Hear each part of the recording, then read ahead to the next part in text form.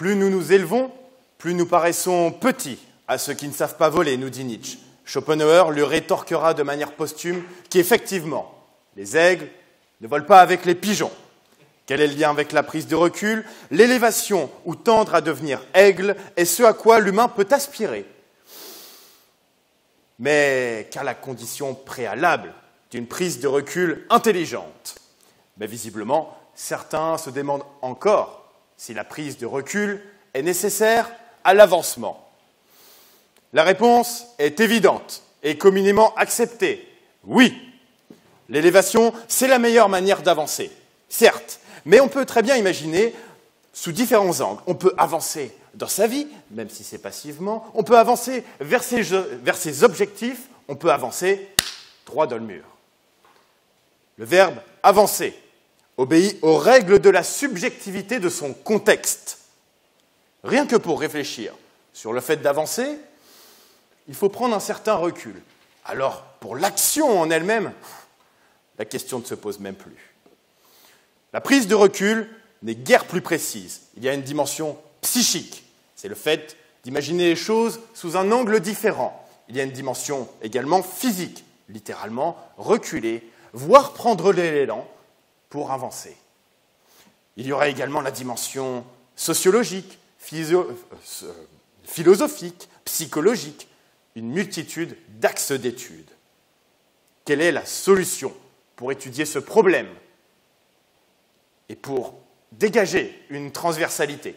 Il va falloir prendre cette dualité, ces deux notions sœurs, et les mettre à différentes échelles par rapport à l'homme. Alors, rien que l'argument qui consisterait à dire que vous êtes actuellement en train de prendre des notes en prenant du recul sur ma plaidoirie pour écrire votre contre-plaidoirie, ce suffirait à lui-même. Je décide quand même de développer. J'étudierai trois axes qui ont tous en commun l'homme, parce que c'est lui qui va prendre le recul. J'ai nommé le corps, l'esprit et la civilisation. Occupons-nous d'abord du point de vue du corps. N'importe quel objet physique dans notre univers a toujours impliqué un recul, aussi insignifiant soit-il, pour initier une avancée. Je vous mets au défi, cher jury, cher contradicteur, de me trouver un objet physique qui contredirait cette règle. De la force nucléaire électrique de l'atome à l'expansion de l'univers, tout mouvement physique implique un préalable repli et donc un recul. Entre l'atome et l'univers, pardonnez mon anthropocentrisme, il y a l'homme qui, rien que dans le fait de se tenir droit debout, va contrecarrer le vecteur force qui nous tire en arrière pour rester stable. La marche arrière, vous avez déjà appris? L'humain, ça marche pour l'humain, mais ça marche pour également tout autre objet physique. Cette réponse, on l'a depuis le XVIIe siècle. Newton, troisième loi de la physique, le principe d'action-réaction. Je prends une arme à feu, je tire, action-réaction. Le recul initie le mouvement de la balle. Promis, j'en ai fini avec mes bassesses physiques. Passons aux bassesses d'esprit. L'esprit se subdivise en deux, le rationnel, l'irrationnel, le sentiment et la raison. Occupons-nous de la raison par rapport à la prise de recul pour avancer. C'est ce qui va nous permettre d'être logiques, de réfléchir, de travailler, d'avoir une approche rationnelle sur le monde. Un des plus grands travailleurs de l'histoire, Léonard de Vinci, nous transmet. Sachez vous éloigner, là, car lorsque vous reviendrez à votre travail, votre jugement sera plus sûr. De Vinci vient de décrire, entre autres, ce que ça fait que de décrire une plaidoirie. Un incessant aller-retour entre son sujet, sa thèse et son contradicteur. Eh oui, monsieur Cousin, depuis une semaine, vous perturbez mes nuits. Ça marche pour le travail, mais ça marche pour tout ce qui est théorique. Quand la théorie ne marche plus, prendre du recul et redéfinir un référentiel adéquat permet de sublimer sa productivité. Être sans cesse dans une prise de recul pour arriver à une remise de questions intelligente, c'est ce processus qui fait que l'on passe de la saignée à la transfusion, du feu d'artifice à la fusée. La prise de recul et la partie rationnelle de notre esprit forment un couple au service de la construction de l'avancée de l'humanité. Mais qu'en est-il de l'irrationnel et de la prise de recul pour avancer? L'irrationnel, c'est en grande partie ce qui va nous faire accéder, entre autres, à notre créativité, notamment auprès du domaine artistique. Si l'artiste dévoile de la profondeur, c'est parce qu'il prend du recul par rapport au visible, qu'il est proche de l'invisible. C'est ce qu'affirme Durkheim. La prise de recul est telle que les artistes avancent dans une direction que seuls eux sont capables d'entrevoir et va leur permettre de faire le pont entre l'invisible et le commun des mortels. Les artistes vont littéralement se sacrifier pour apporter une meilleure perception à l'humanité. Certains disent même qu'ils sont maudits. C'est par ce processus de recul et d'avancée artistique que Van Gogh va réceptionner et transmettre les mouvements dans les paysages. C'est par ce processus que Friedrich va intérioriser et transmettre la nostalgie par la contemplation. Bon, le corps et l'esprit, c'est sympa, mais quand c'est au service de la cité, c'est encore mieux. Élevons le débat à l'échelle civilisationnelle. Historiquement, on observe une dynamique des civilisations entre recul et avancée, qui est commune à toutes les nations. Ici, la prise de recul, c'est un déclin périodique des civilisations. Elles prennent du recul dans beaucoup de domaines et avancent par la suite vers une période soit de stabilité, soit d'âge d'or, soit de déclin. Dans les trois cas, elles avancent. L'évolution d'une civilisation n'est pas une parabole qui monte et qui descend, mais suit plutôt une périodicité erratique avec ses hauts et ses bas irréguliers. Le philosophe Ibn Khaldoun nous transmet des temps chaotiques créent des hommes forts. Les hommes forts créent des périodes de paix. Les périodes de paix créent une génération faible. Et la génération faible crée des temps chaotiques. J'aimerais bien imaginer, ou bien savoir dans quelle temporalité vous placez notre génération TikTok. Vos rires me font presque peur. Le recul historique intéresse avant tout l'homme actif et puissant qui livre un grand combat et a besoin de modèles, de maîtres, de consolateurs qu'il ne peut trouver autour de lui et dans le présent pour avancer. Déjà, de son temps, Goethe trouvait que son époque était tellement misérable que le poète ne pouvait trouver des caractères humains dont il a besoin pour son œuvre. Alors aujourd'hui, c'est un néant total. La nécessité de la prise de recul historique est donc plus fondamentale que jamais pour faire avancer, bien évidemment, notre civilisation. Si on se recentre sur le cas de la France, je suis persuadé que le Français, qui connaîtra bien le passé de la France et saura prendre du recul, ne perdra jamais l'espérance, même dans les plus tristes jours. Mais bon, ça, notre histoire nous le prouve déjà, je reste optimiste. Sur cet élan patriotique, excusez-moi, il me faut conclure. Je n'ai pas parlé de dépression ou d'une multitude d'autres domaines, mais j'espère avoir fait entrevoir une mécanique générale, où l'humanité est une fabuleuse machine composée des rouages du corps, de l'esprit et de la civilisation. Cette mécanique explicitée permet de transposer mon raisonnement à tous les domaines non explorés. L'homme est donc inextricablement lié à la prise de recul. Il est lié avec, il ne peut pas s'en détacher. Mais par contre, il a le pouvoir de soit être son ami, soit être son ennemi. Son ennemi le fera avancer vers son déclin, son ami vers la vertu. Je vous laisse faire votre choix. Merci.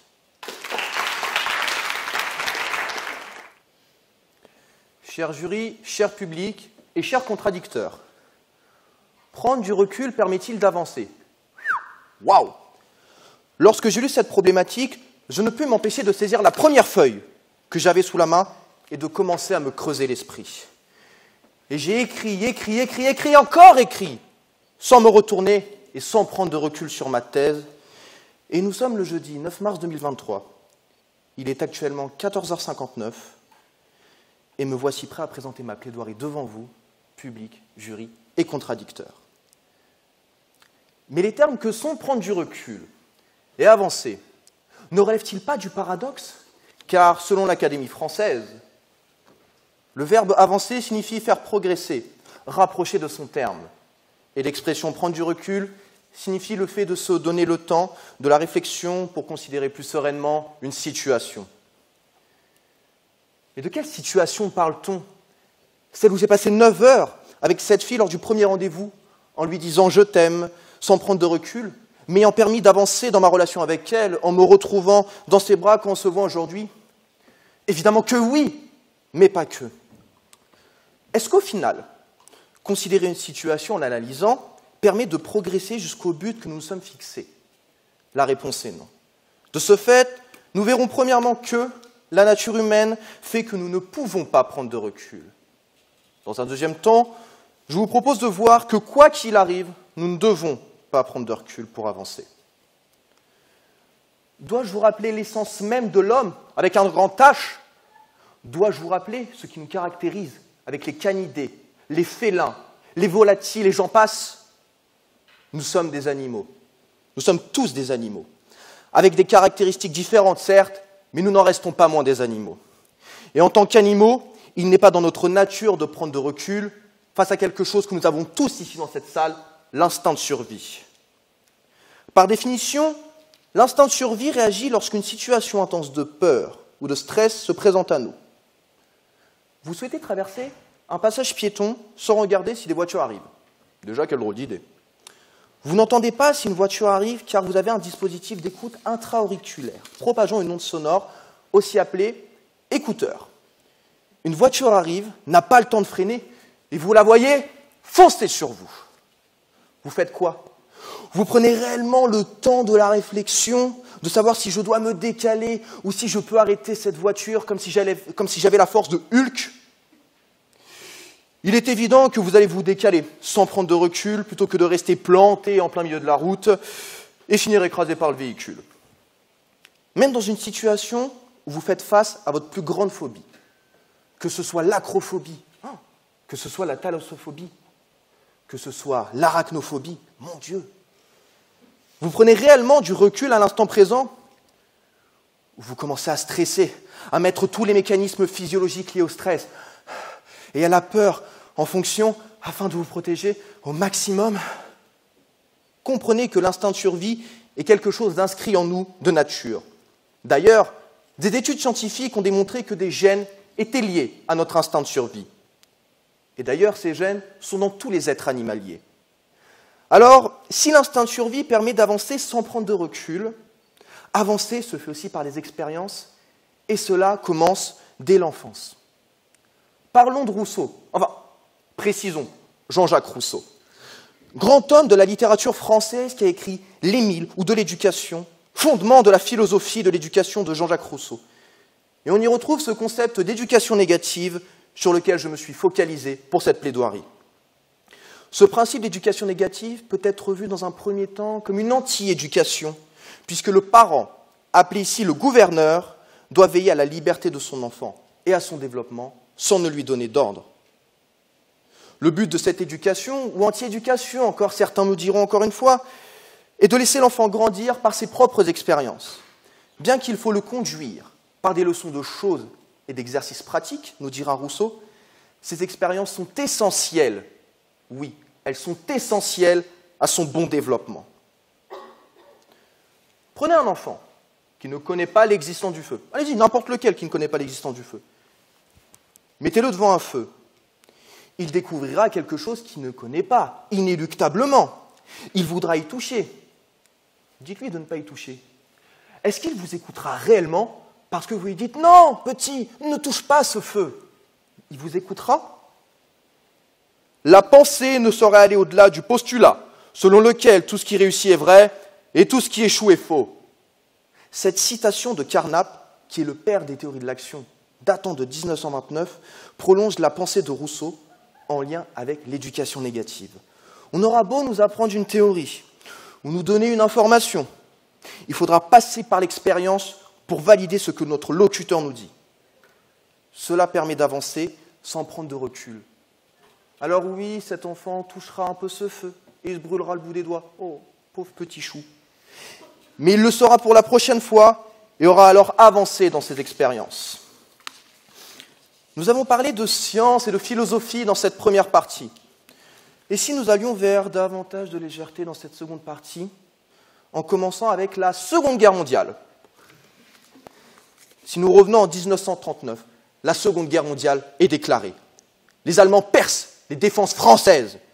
Par conséquent, le 17 juin 1940, le régime de Vichy va s'instaurer petit à petit, où le maréchal Pétain sera le président du Conseil. Le 22 juin 1940, l'armistice sera signé entre la France et l'Allemagne, où la France aura été perdante. Mais attendez, dois-je vous rappeler l'appel du 18 juin 1940 avec le général de Gaulle sur les ondes britanniques? Un général qui a prononcé ces mots suivants. « Quoi qu'il arrive, la flamme de la résistance française ne doit pas s'éteindre et ne s'éteindra pas. Demain comme aujourd'hui, je parlerai à la radio de Londres. » Un général qui n'a pas hésité à appeler la résistance à exister et à perdurer. Une résistance française avec à sa tête Jean Moulin, président du Conseil national de la résistance. Jean Moulin qui a été interrogé, humilié, torturé par la Gestapo. Et pourtant, c'est un Jean Moulin qui n'a jamais livré aux nazis les secrets de la résistance française. Avec l'armée secrète de la résistance qui, dans son unanimité, n'a jamais pris de recul. Vous imaginez un Jean-Michel ou un Marcel qui fait la résistance, prendre du recul? Non mais on sait déjà, à tout moment, ils ont raison ces Allemands. Je veux dire, peut-être qu'on devrait arrêter de se battre et leur confier les Juifs. On doit la France libre, aujourd'hui, à ces messieurs, à ces mesdames, à ces résistants. Et si ces résistants avaient pris du recul, Wir würden Deutsch sprechen. Enfin, excusez mon allemand, on parlerait allemand aujourd'hui.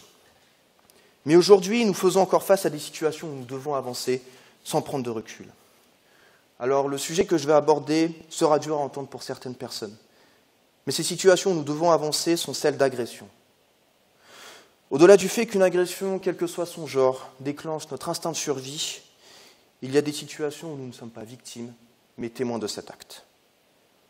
Un soir, vous rentrez chez vous. Vous êtes dans le métro seul, avec une autre femme dedans et un autre homme dedans. Cet homme tente d'agresser cette femme. Vous faites quoi? Vous prenez le recul en vous demandant si je dois agir? Dois-je réellement me demander s'il faut que j'aille aider cette femme? Ou alors j'agis. J'agis comme personne d'autre n'agirait dans cette situation, car nous agirions tous différemment.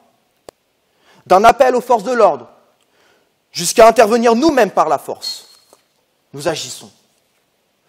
On parle ici d'une agression. Je ne réfléchis pas. Je ne dois pas laisser faire ça. Je dois agir en conséquent.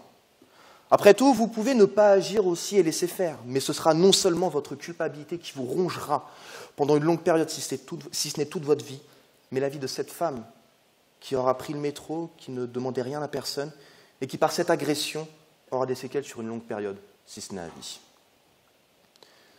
Alors, pour conclure sur cette plaidoirie, nous devons retenir qu'il est nécessaire de ne pas prendre de recul pour avancer. Et même si les sujets traités dans cette plaidoirie ont été sensibles pour certains d'entre eux, je n'ai pas pris de recul sur les propos que j'ai dits et j'ai énoncés, et je ne le regrette pas. Mais ça ne m'a pas empêché d'avancer jusqu'au bout de ma plaidoirie. Cette semaine, comme je vous l'ai dit, j'avais écrit et encore écrit. Maintenant, je vous ai parlé à vous tous et à vous toutes dans cet amphithéâtre. Il est maintenant 15h09. Cette plaidoirie se termine sur le fait que j'ai réussi à atteindre mon but sans prendre de recul, c'est-à-dire finir ma plaidoirie devant vous, cher jury, cher public et chers contradicteurs.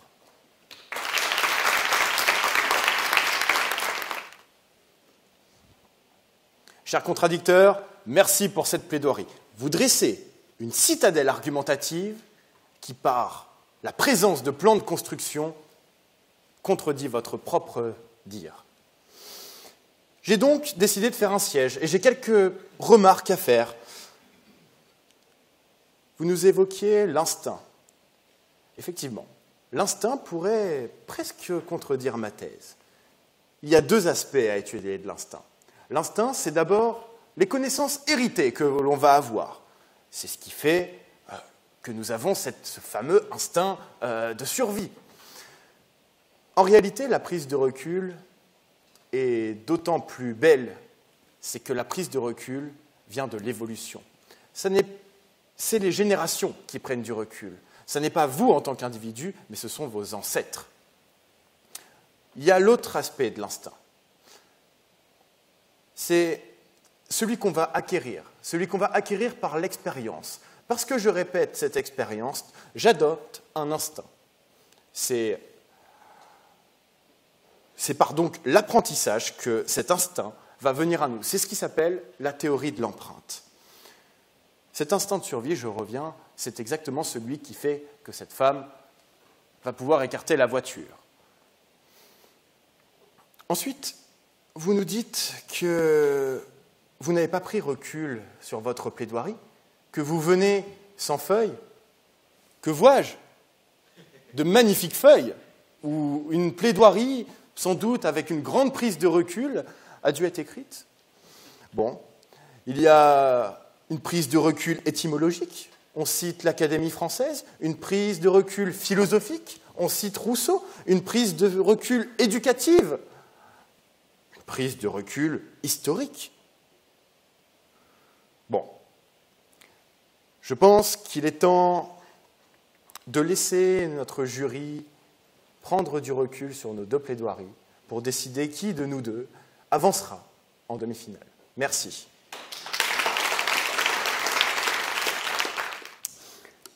Chers contradicteurs, déjà, merci pour votre plaidoirie. Et pour répondre à votre question, sachez que je connais la marche arrière.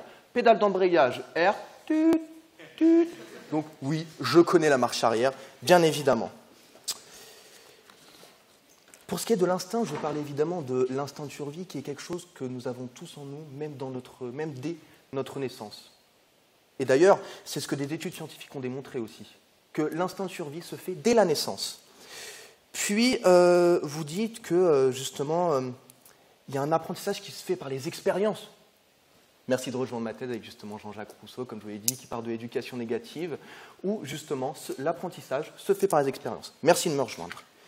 Et puis, vous me dites « Oh, que vois-je? Des feuilles, des feuilles !» Sachez juste que je suis en information communication et que je suis en formation pour me renseigner et m'informer. Et de ce fait, j'ai juste avancé, sans prendre de recul, des arguments que je défends ici. Ensuite, vous dites qu'il faut une prise de recul intelligente. Ça veut dire qu'il y a aussi des prises de recul qui sont non intelligentes, justement, qui peuvent aussi mener à faire des bêtises de ce fait.